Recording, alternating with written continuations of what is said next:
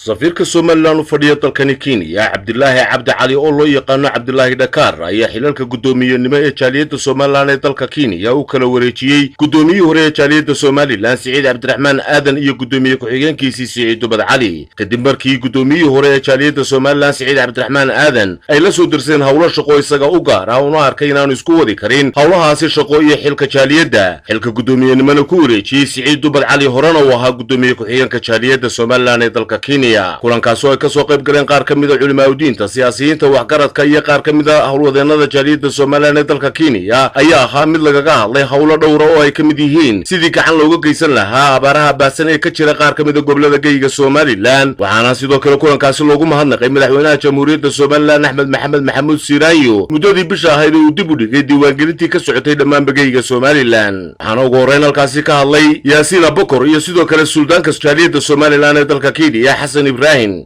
qodobka labaad ee halkan aan kaga hadlaynaa waxa weeyaan xil wareejin maanta dhacaysa oo gudoomiyahayagii hore ee jaaliyadda Somaliland Mr Saciid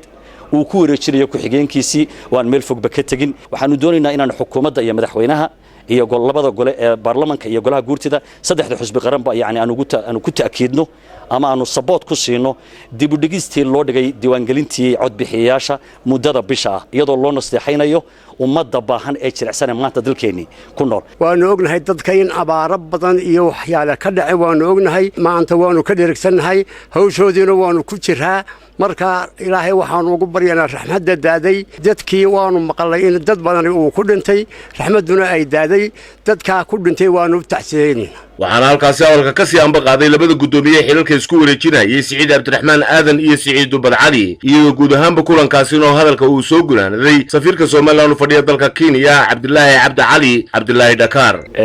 saaxiibkay Saciid Dubad waa xubin aad u firfircoon waa xubin wax hawlkar ah waa xubin wax qabad buuxa inoo samayn kartaa markaan dhan walba ka eegnay ka jaaliyad ahaan waxaan isla garanay in aan xilkii maadaama oo aan doonayo inaan hawlahayga ganacsi isaga madax bannaanaado inaan xilkaa ku wareejino oo aan u dhiibno oo uu safiirkeenna oo isna khabiir ra'iis Afrika ah kula shaqeeyo horta xilkan uu igu wareejiyay saaxiibkay Saciid laba Saciid baan la yiraahdaa wuu culus yahay shaqo badanna wuu baahan yahay muddadii aan wada joognay wada shaqaynaynayna tee shaqo adag baan soo wada qabanay waana nin aad u qalbi furan dadka shaqada badan ee kartida badan la buu ahaa anigana waan shaqayn doonaa wixii karaankayga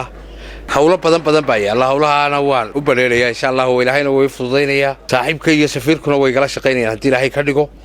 baahida jirta hadda maanta dalkii ka taagan in dadkii aad u baahan yihiin la sugi karin taana hadda waxaan inagu oran lahaa qoladeenna hadda halkan Nairobi jaaliyadda Nairobi wixii la ururin karo hadda waa la isu imaanayaa shirba jira hadda la qaban doono waa inaan si buuxda lagu soo qayb galo shirkan oo wixii aan ururin karno la ururiyo oo aan sida jaaliyadaha kale adduunka ka jira ee Somaliland ay sameeyaan waa inaan la tartanno anaguna ka sii badinoba wixii la ururin karo Cabdillaahi Cabdi Cali TV qaranka jamhuuriyadda Somaliland magaalada Nairobi